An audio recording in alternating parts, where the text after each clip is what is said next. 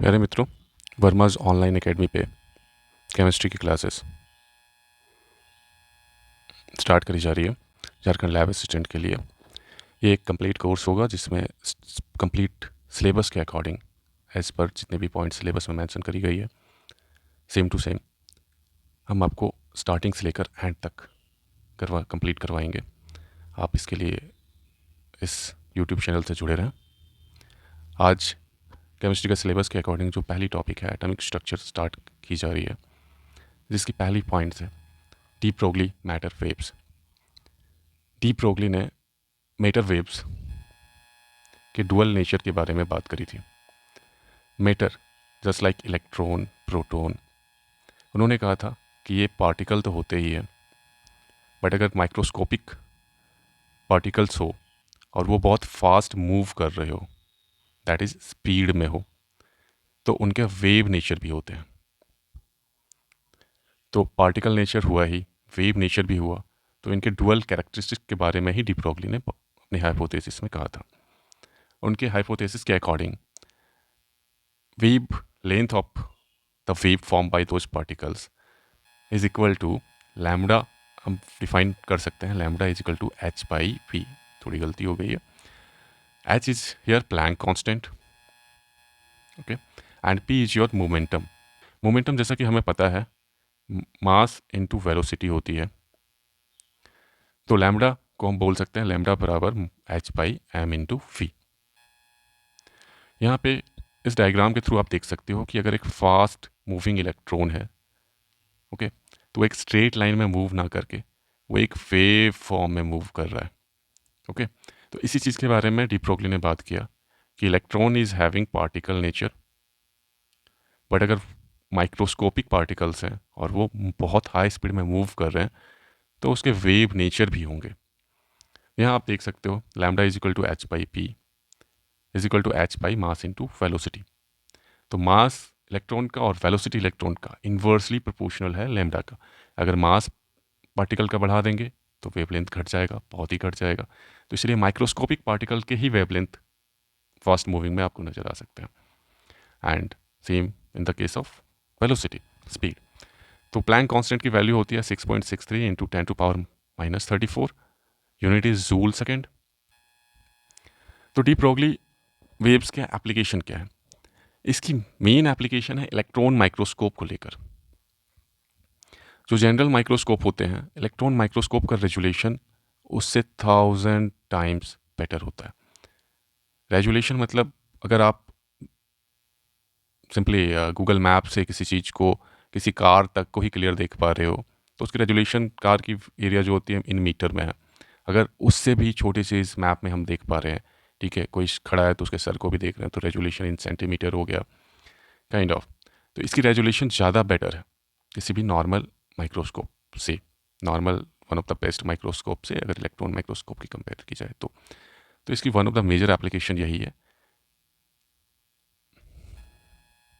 Now कुछ question solve करते हैं डी ब्रोगली वेव्स पे। पहला क्वेश्चन है विच of the following is called non mechanical waves. आप में से किनको पता है ये कि मैकेनिकल वेव्स और नॉन मैकेनिकल वेव्स क्या होते हैं? मैकेनिकल वेव्स वो वेव्स होते हैं जिनको एक मीडियम की ज़रूरत पड़ती है ट्रेवल करने के लिए, जैसे एयर, वाटर और एनी लिक्विड और solid. But non mechanical waves वो वेव्स हैं जिनको कोई मीडियम की ज़रूरत नहीं पड़ती है ट्रेवल करने के लिए। एज फॉर एग्जांपल जैसे सन, सूरज से जो लाइट आती है अर्थ तक, तो एटमॉस्फेयर तो अर्थ का थोड़ा दूर तक ही है, उसके बाद जो लाइट सन से पहले एक्चुअली जो लाइट ट्रेवल कर रही है, बीच में कोई भी मीडियम नहीं होता, बट वो ट्रेवल कर रहा है। तो there are the non mechanical waves. लेकिन अगर हम साउंड को देखें तो वो एयर में स्लो ट्रेवल करता है, अगर लिक्विड के अंदर हम चिल्ला रहे हैं तो फिर वो ज़्यादा तेज़ है, और सॉलिड में अगर साउंड वेव्स टन टन की आवाज़ हो तो वो और तेज़ ट्रेवल कर रहा है, ठीक है। तो sound waves need a medium. आप अंतरिक्ष में जाकर एक दूसरे से बोलकर बात नहीं कर सकते ऐसे directly, because there is no medium between you and them. So which of the following is called non mechanical waves? अभी तक आप समझ चुके होंगे answer, that is simply electromagnetic waves. So the answer is electromagnetic waves. Which can travel without any medium, any required material. अगले question पे आते हैं। सॉरी, क्वेश्चन नंबर गलत हो गया, ये 2 होना चाहिए। विच of the following is associated with an electron microscope. जैसा पहले ही हमने डी ब्रोगली वेव्स में बताया कि इलेक्ट्रॉन माइक्रोस्कोप पार्टिकल नेचर और वेव नेचर वाली थ्योरी पे बेस्ड है, दैट इज मैटर वेव्स पे बेस्ड है। ये मैटर के वेव नेचर को ही यूज करते हैं इलेक्ट्रॉन माइक्रोस्कोप में। So the answer is matter waves, motion are called fit matter waves. Now, next question is, again question number is wrong. De Broglie wavelength of a particle is same as the wavelength of photon. Then the photon energy is, option ये है, आपको photon की energy compare करनी है particle की energy से। Equal to the kinetic energy of the particle, less than the kinetic energy of the particle, greater than the kinetic energy of particle. तो जैसा हमने बताया किसी पार्टिकल की wavelength h by mass into velocity होती है। तो अगर उसकी वेवलेंथ किसी फोटोन के वेवलेंथ के बराबर हो जाए तो फोटोन की एनर्जी ज़्यादा होगी, काइनेटिक एनर्जी ज़्यादा होगी कि वेवलेंथ की।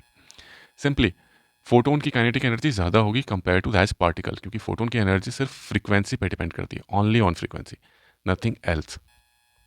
अगला क्वेश्चन है, an electron and a proton have the same de Broglie wavelength, lambda E lambda P, दोनों हैं क्या बराबर।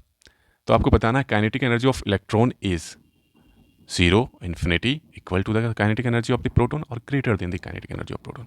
बहुत ही सिंपल मैथ है, आप देख सकते हो लैम्बडा की फॉर्मूला थी h बाई एम वी, यहाँ पे v इलेक्ट्रॉन हो जाएगा, ठीक है, और लैम्बडा p हो जाएगा h by M into V P.